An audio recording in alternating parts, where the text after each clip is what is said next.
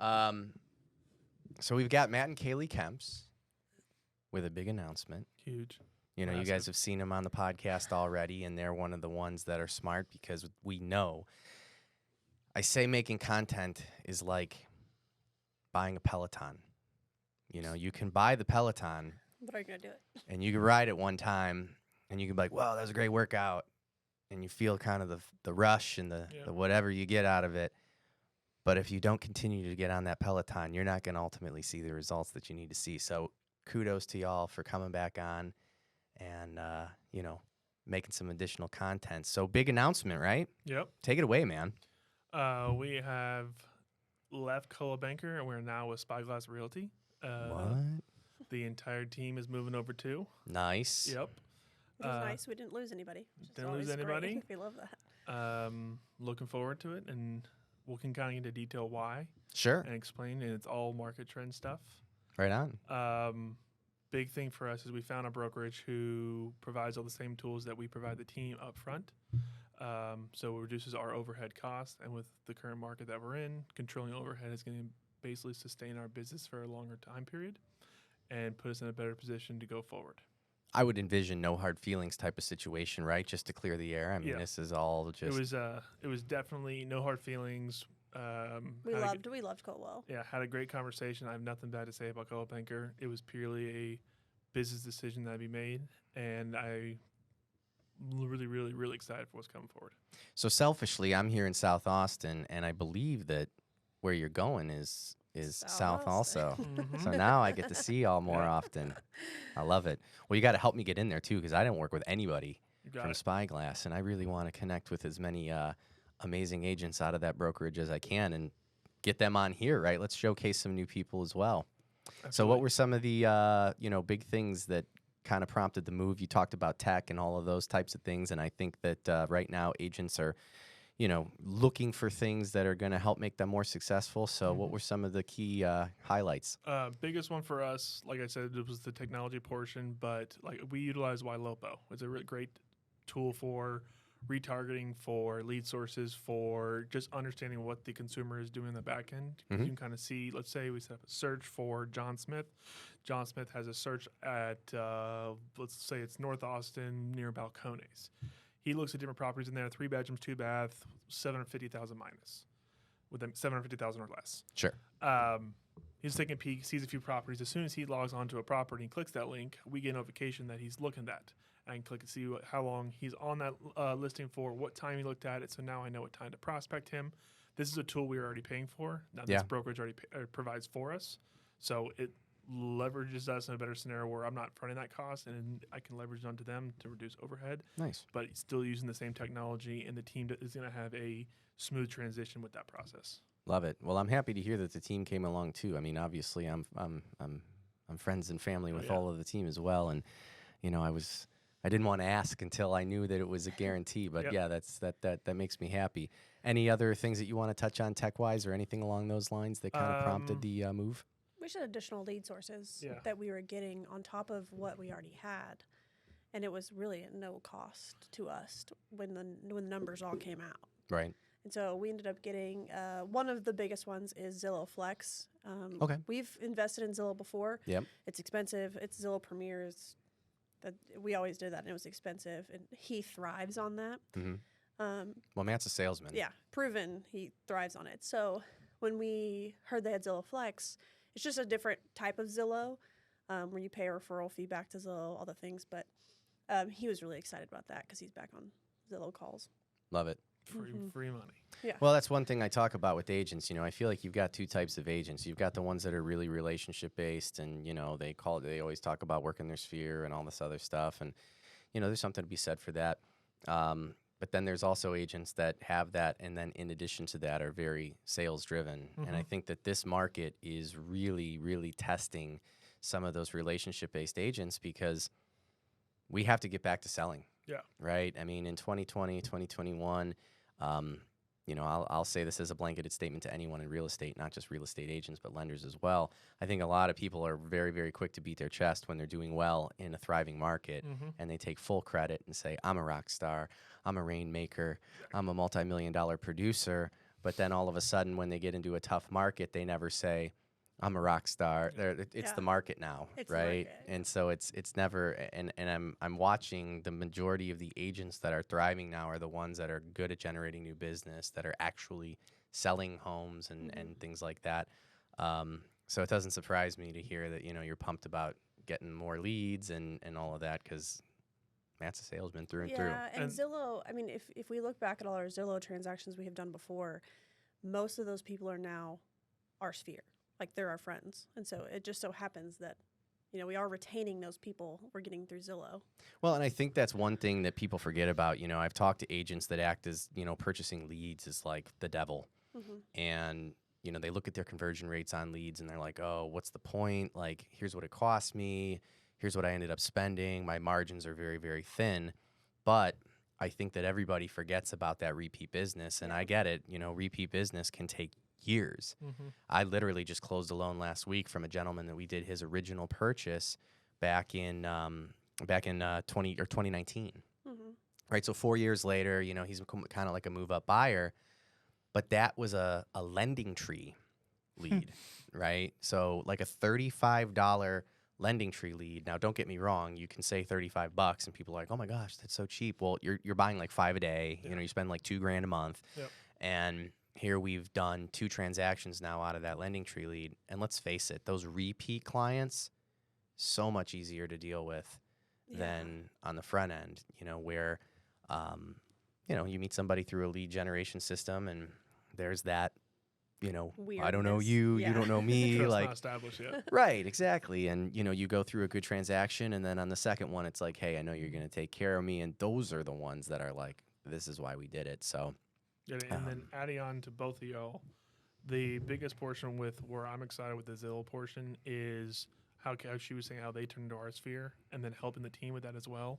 If you take, let's say, one of our newer agents, well, no one's really new in the team, but let's call it newer. Let's say they get that lead converted from Zillow. They can then have that, how you're building into your sphere now. It's eventually, we don't want them to be on leads. This is to help them build their sphere for the long term. Sure, it's a supplement. Yeah, and then once we get to the whole, let's say we're 2-3 years down the road, and I'm praying to God we're in a better place on the market.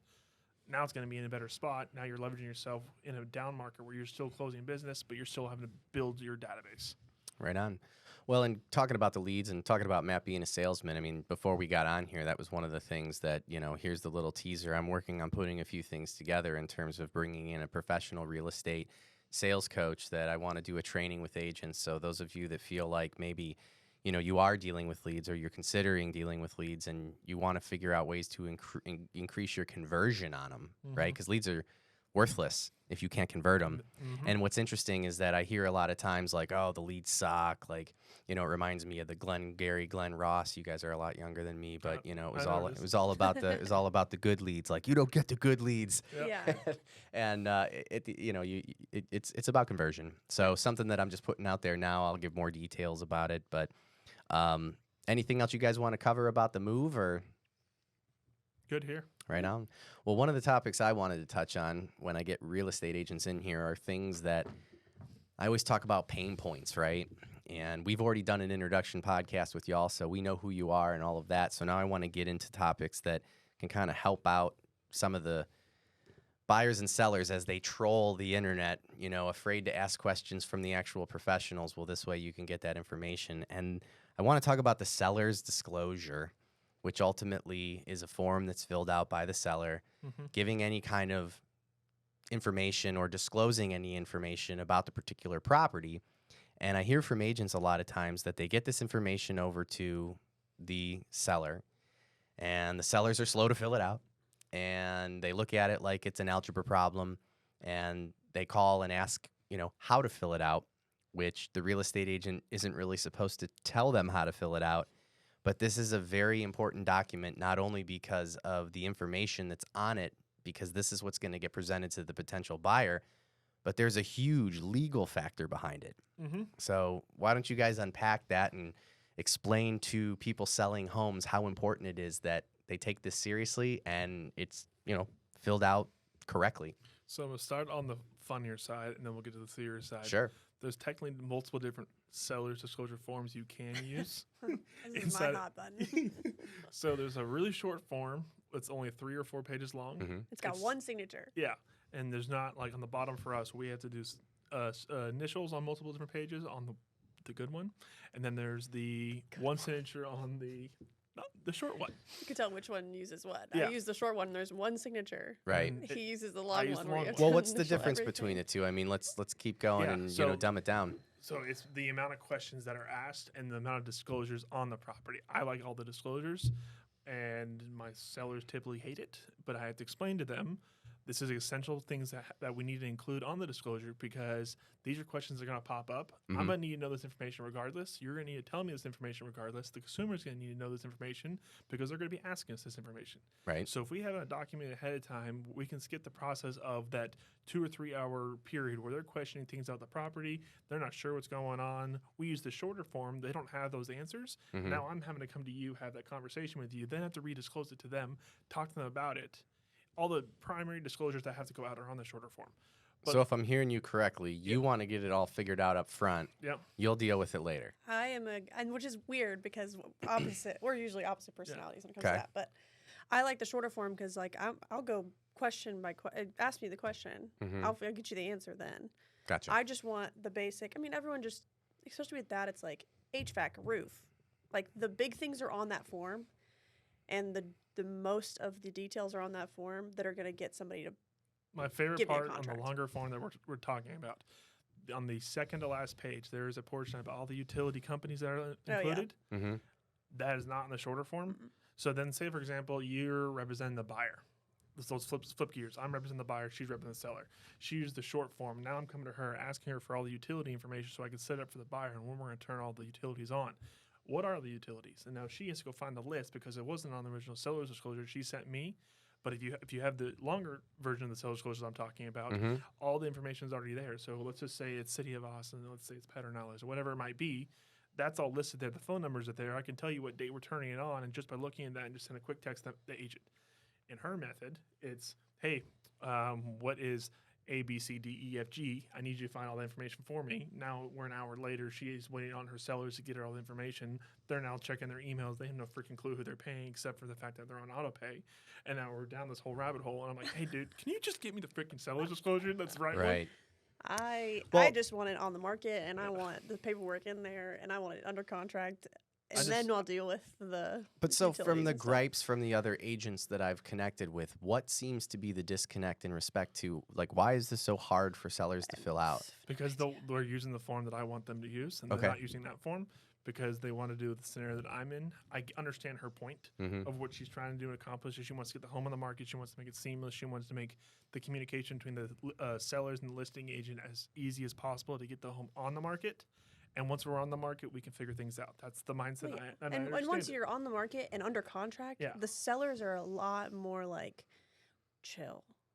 Gotcha. Once you're under contract and that option period's over, I'm asking any question and they're sending it to me because Because they feel like it's sold. they're like, We did it. we're done. Yeah. So Right. that they're just easy. They're more likely. Little do they know. Yeah, right. Exactly. They're more communicative if all that stuff is done. Mhm. And then you're like, all right. But then I'm going to give the counter argument. If I have all that stuff already done, and we already had the hard conversations, Yeah. now when we're already, and they filled out, was there any previous floods here? Have you filed any insurance claims on the property? Do you know of any foundation problems with the property? Or whatever the disclosures might be that are on And the these form. are all things that are Yes. like legally binding. You have to know. Right. Right. Okay, so we fill all the information on the longer form. Some of the questions are very repetitive, and I remember we had a listing, I don't know, about 3 months ago. There was a massive language barrier, and I'm trying to explain to them on my translator on my phone what this is actually meaning and saying. That was Right. really hard. I Like, bet. That's when I was like, we need the shorter form. Like, Sure. let's. and she looks at me. She goes, "Why didn't you bring the shorter one?" I was like, "I'm not going to bring the shorter one. That's not my. I don't do that. So I need this full disclosures." But in those scenarios, I can understand when it would make sense to use it. But going forward, long story short, I'm using the full disclosure. Going back to your point of where the headaches are, a lot of the questions they may not know how to answer because they may not have been in the property when that happened. Okay. Right. So, say for example, they bought a home with, and I'm gonna use Round Rock as a perfect scenario because that's where a lot of settling happens. in Round Rock, they bought a home that has foundation repair. The home was built in 1982, and there was a foundation company that came out and did some settling repairs. Lasering was done, alignment was done, everything was done to the property, but then they have certificates and everything, right? Mm-hmm. They were provided that at closing. They know where that file is, but they don't really know much about it. They just know that everything's okay. Now they have to go find those documents, tell me on the disclosure what those documents said and when the last time they had that done. And there's going to be questions in that disclosure that say, were you occupying the home when this work was done? That say no. Then it makes it even harder because then I have to go find the information, like I said, and then figure all that stuff out, put it back in. That's where the hiccups are, and they get a little frustrated. Like, dude, I just want you to just do this for me. You're the real estate agent. Why can't you do this for me? I'm like, I literally No one wants to can't. do homework. Yeah. Right. Well, and so let's talk about that. Why can't you do it for the buyer or the seller? Excuse me. It's a seller disclosure. It's not an agent disclosure. Mm-hmm. The seller is required to disclose everything they know about the property up front, and I can't force them to disclose that because they know information that I don't know, and they're the ones occupying the property. And what's the legal aspect behind it? The legal aspect behind them having disclosed it. Well, yeah, I mean, you can't fill it out for them because hypothetically, if they fill something out, they can't turn around if there's an issue with the property Correct. post closing and say, "Well, I didn't say that there was a foundation issue. My agent did." Correct. And that's the whole legality behind it. And I don't know, I just hear these gripes that the seller's disclosures go out, sellers don't want to fill it out, they take their time to fill it out. But I guess, are they required to fill it out? 100%. So you can't sell this house without the seller's disclosures. Correct. And I'll just go on to the agent side of things so you understand our side, and then I'll tell you the actual legal side of things. For compliance issues inside of a brokerage, we can't even get our We can't get commission. it We paid. can't get a commission or anything paid through compliance unless the seller's disclosure is fully executed and signed. Everything's done on it. We can't even get a commission disbursement amount for what's going to be happening going forward. Yeah. Yeah. Sounds like a big pain in the butt. Massive pain in the ass. And but let's you gotta face do it, like I think the point that you made is people don't want to do homework. No, they're like, just put my house on the market. Just and- sell my and- house. And Yeah. sell it. Like, I don't want to do any work for this. But Because I already got this house ready. Why am I? Yeah, but that's again, their going life. back to the legality of it, doesn't it protect them as sellers with the possibility that 6 months, 6 years later, the sellers come back and say, "Hey, you didn't disclose this information." And maybe it's just the weight of it. Like, it's the weight of, well, what if I miss something? What if I don't remember that this happened, and then it comes back to me, and I didn't disclose what is the it? weight of it? Tell me. Legally, you can get a lot of trouble for it. Yeah, if you don't disclose it. So let's just say that I was gonna say use a flood as an example, but you can check the flood map. Let's go with a fire. Okay, let's say there was a fire in the property and you don't disclose it, and then the person who ends up purchasing that buys that home without knowing there's a fire in the property, that is a massive disclosure issue, and they can come back and sue the previous owners. What if you forgot? Sucks. Yeah. Good luck, right? Sucks. Yeah. You Your shouldn't a- have. So the agent can still review the seller's disclosure and Mhm. ask them questions about the property and confirm that there wasn't anything here. We can do that after they fill the document out, but I can't go tell them and help them file it or Yeah, line by line. I tell can't do them. that. I can answer questions about what the document is asking them to do, but I can't tell them what to put in. Gotcha. Yeah, because they have a lot of random stuff on seller disclosures. There's stuff on there that you're like, this is not even in Texas. Right. These things don't exist here. Because it's just like a blanketed Because it's a nationwide blanket thing. statement. So they're like, why is this even Well, on it's here? a Texas-based. It's a It Texas. is a Texas-based property form, tax but- office, okay. Yeah, but some of the things that are on there aren't Austin things. Right. Hurricanes. Yes. Yeah, right. Random Well, things. how long ago was that? 3 or 4 years ago? When was Harvey? Yeah. Yeah, when we were throwing hurricane parties here. Yeah. But yeah, so I mean, that's one thing I always tell people is like, I've bought and sold homes, and this is just my opinion. I think it's way more stressful to sell a home than it is to buy a home. Mhm. And I think a lot of Absolutely. people in what has basically been a seller's market for 5+ years, I think everybody that sells a home, looks at it like, well, I've got something that people want. Mhm. So since I have the leverage, like I really shouldn't have to do much in this whole thing Yeah. because, if I know what I got, like, Yeah. but there's a lot of work still to be done as a seller if you're selling a property. And let's face it, I think a lot of people forget when you're dealing with anything in real estate, you're signing legally binding contracts. Like this has to be taken seriously. And, you want to make sure that you're crossing all your T's and dotting all your I's because I don't know anybody who wants to get sued. Yep. I'll add Exactly. on with the brokerage change, they're now asking us to use a software called Seller Shield. Mm-hmm. Seller Shield is, I haven't learned everything about it yet. I did a quick little just discovery on it, haven't physically used it yet, but it's basically an online software that provides the disclosures to the seller in a digital format. Mm-hmm. So instead of having to use pen and paper, fill those disclosures out, it's Right. more of clicking boxes and then typing your answers in. I do think that's going to alleviate a lot of the pain that you have to go through, because when you're writing it in via pen, it's a lot harder. Sure. And if you can just more of a copy and paste from a document you may have scanned, or use your scanner app and then put it in and AI just transfer over, however you want to do it, Yeah. I think it's just going to be the process is going to be a lot more streamlined. I haven't personally used it. I'm kind of excited to use it and see how it is, and then we can kind of come back in here and give an update on it. And then for those older clients, they'll still be able to do it all handwritten. You know that guy. Mhm. I'm old school. Yep. You're Yeah. taking docs to. Right. Mhm. Right. I don't work on them computers. Yeah, got a good old farming range. Yeah, we get those guys here and there too. But that's awesome. I like that, going digitally, making it easier. I mean, I'm surprised that that's not already a thing, but So Just hard. it was a thing at Coldwell Banker. They talked about it. It wasn't pushed hard enough, I don't Mhm. think. And even me being tech savvy, I was kind of, this is the way I was taught when I first got into real estate was, hey, here you go, here's a seller disclosure. Go to your seller's home, provide them the documents, leave it with them, answer any questions they may have about the document. Don't fill it in for them. Don't tell them what to put in. Here's the document. Call me if you have questions. gotcha. Anything else you want to cover on seller disclosures before I jump to the other thing I wanted to chat about? Next. Leasebacks. Okay. So I am involved in the transactions with the leasebacks, and leasebacks matter to us as a lender because technically no one should be buying a home and not living in it within at least 60 days. Otherwise, we have to treat that as an investment property. Mm-hmm. And we see a lot of situations where people list their homes. It sells a lot faster than they anticipate. And they're like, well, I'll sell it to you, but I need like 30, 60 days to move out, Mm-hmm. whatever it is. And so in the negotiating process, the one thing I always talk about with my buyers is, listen, there might be a possibility that one of the main things that you could utilize as leverage is time. Everybody thinks that if I write an offer on a property, all I have to do is pay more than the next guy. But that doesn't necessarily make your offer the best offer, right? I've always said, and then I'm definitely making this a clip, I feel like there's only 3 things that a seller really cares about when he's selling his house. He wants to know, how much are you going to give it to me, or how much are you going to give me for the home, right?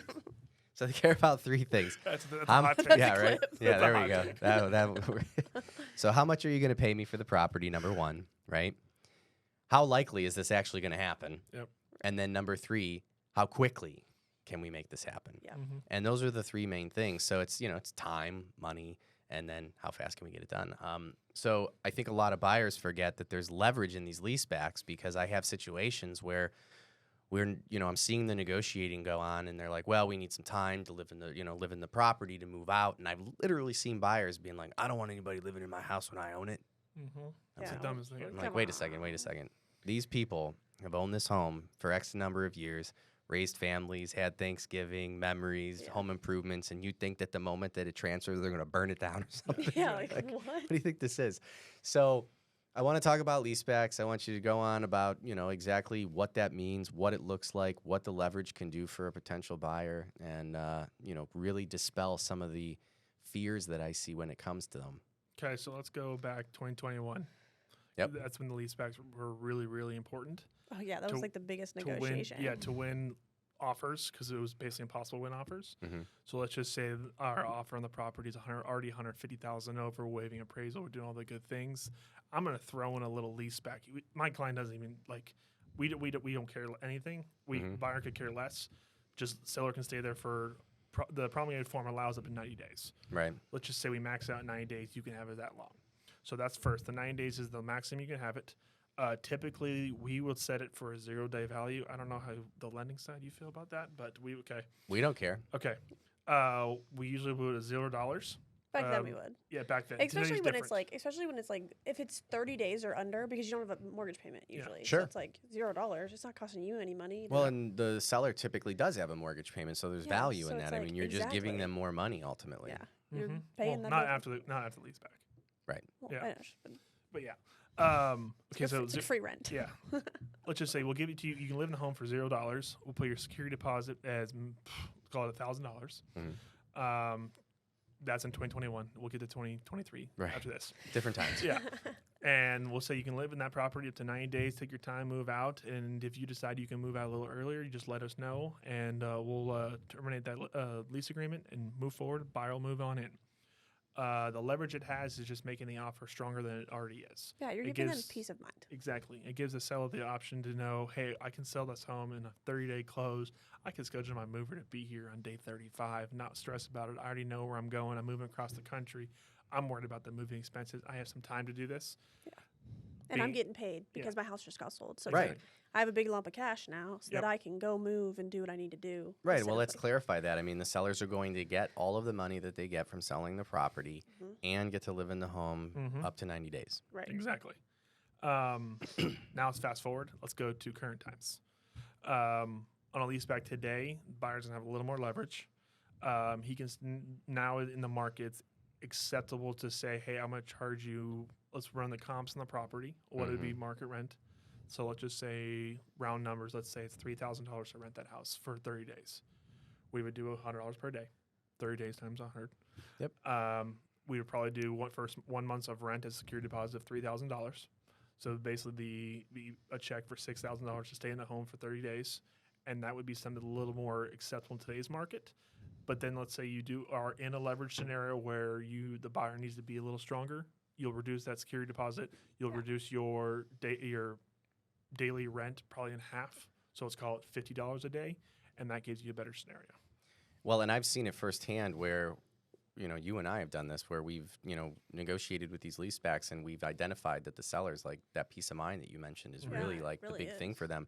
And we have won offers where we are not the highest, the highest asking price. So I say this to buyers because this is one way to leverage what you have and it can save you money. And even if we do come in at as a competitive offer and maybe we're, tied with another offer in a multiple offer situation, it's just another bullet to spit. And I've even seen situations where it's been offered on a leaseback, and then the other people are like, "Oh, we'll do that too," and it's like, "Now we're good. We've already accepted an offer." Yep. Yeah. So there's so much value in a peace of mind for sure. There's not a number for it. And just to clarify, when we're saying we're tied, let's say it's a $550,000 list. We're both at 440 or 546, and we both have strong earnest, strong option. But we throw that lease back in, it puts us to what it would feel like 565. Well, and I think that the fear too is what I see, and we kind of touched on it in the very beginning. Is like people just have this fear that like the people who have owned this home forever are gonna like, what are they gonna do? Trash it? Yeah. Like, I don't know. But I definitely appreciate you guys explaining it because again, this is something that I want to get out there because it's a conversation I have more often than I would like to admit, and it's just it's powerful. It's a good way to get a property without just paying more than the other guy. And then to the flip side, though, just educational purposes, a buyer can also do a leaseback. I wouldn't call it a leaseback, but they call it a leaseback on the form. So what a buyer leaseback would be is the buyer actually moves into the property early. So let's just say, for example, Matt's lender on the deal, he finds out, or when I find out, that their apartment lease is going to be ending 15 days earlier than when we can close on the property, and the loan allows it to close. If the seller approves for early move-in, we can do a 15-day lease back where the buyer is actually paying rent on that property for 15 days or whatever the days are. Same scenario, 90 days max. We're not going to have a 90-day lease back, though, but on a buyer. Let's say it's 15 days up front. He can pay his deposit for 15 days, 15 days of rent, same thing, $100, whatever it might be. He can move in early. There is an occupancy thing of now becomes the seller is now a landlord, so it's a little bit different. But that is an option if you want to look at something. If you're moving out of a lease scenario, you need to get into a house. Or like you want to utilize the weekend. Yeah. I've seen where people want to utilize the weekend, like they close on a Tuesday or whatever. Sure. And so they're like, we'll give you a 5-day lease back. So you can move in on the weekend and not be out of work trying to move stuff. That I feel like is a lot more realistic with a buyer lease back. You're not going to have an extended period of time where the lender's like, you've been good to go for half a month now. Right. So. But on the flip side it is a risk the seller has to take. Yeah. Well, I mean, I think that's what, the fears are with these leasebacks are these risks that are associated with it. But you know, I would say the buyer's a bigger, The- much yeah. bigger I risk. think the buyer leaves letting back as somebody a- move in beforehand. Yeah. Let's just say, for example, others are like, I hate this. I don't want to move here. yeah, Just to me, find a way out of it. it's a little scary having a buyer move in before you have a clear to close. Yeah, I would agree. I mean, if, you know, they turn around and say, "Well, we don't have financing, but hey, we want to live here now," and it's like, "No, you got to go. Yeah. Like we're Yeah. up for sale here." Exactly. So, are there any other announcements? We made the announcement about the move in terms of brokerages and anything like that. Do you guys have any events coming up? Anything along those lines that you're doing client-wise? That We were just talking about it on the way over, actually. So last year we did the Super Bowl party. okay? Yep, I was there. That's going to be a yearly thing we're going to do. It's gonna be our party. Yep. I love it. I'll be there. We're going to be doing some more.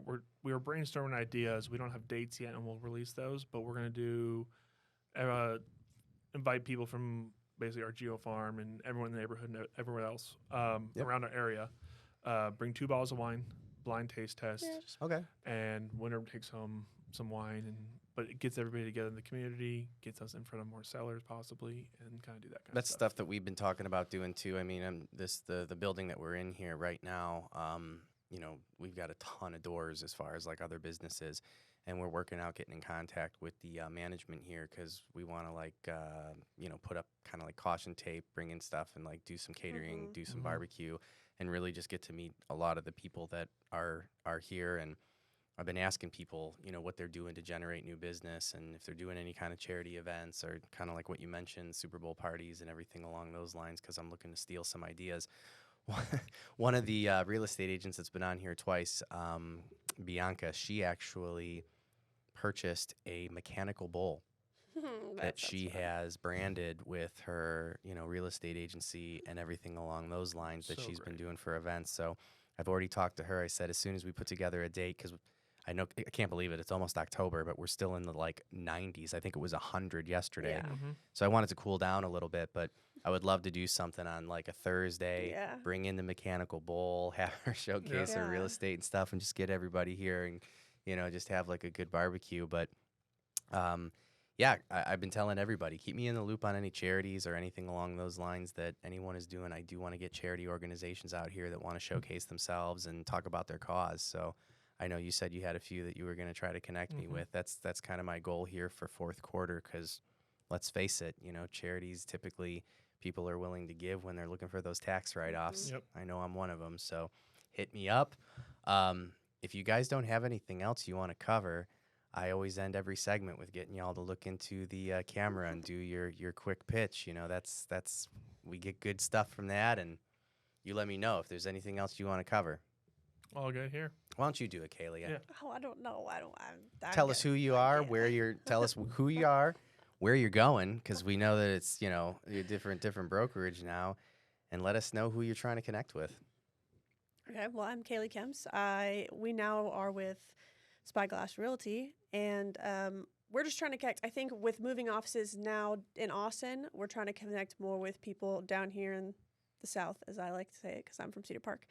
But that's who we're trying to connect with, and we're trying to really connect with just more people organically. But yeah. I love Yeah, it. we're trying to definitely get more of a presence. By moving to the Georgetown office at Coa Banker, when we Secluded moved from ourselves. Lakeway, we kind of were just north. Mhm. And go validating her point, by moving down to Spyglass, where we have the south office and we have a north office, but it's not really north to us because it's central. We want to get more of an Austin presence again. We want to be more involved in the Austin community, not just North Georgetown, Liberty Hill for us. We want to be down here a little further, and we're here to kind of serve the entire community. Right on. Well, the one thing I want to finish with, because I totally forgot, but you mentioned it, you're probably going to do a Super Bowl party. It's going to be your Yeah. Super Bowl.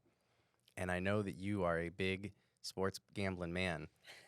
So let's get it locked right now. What's your Okay. prediction for the Super Bowl this year?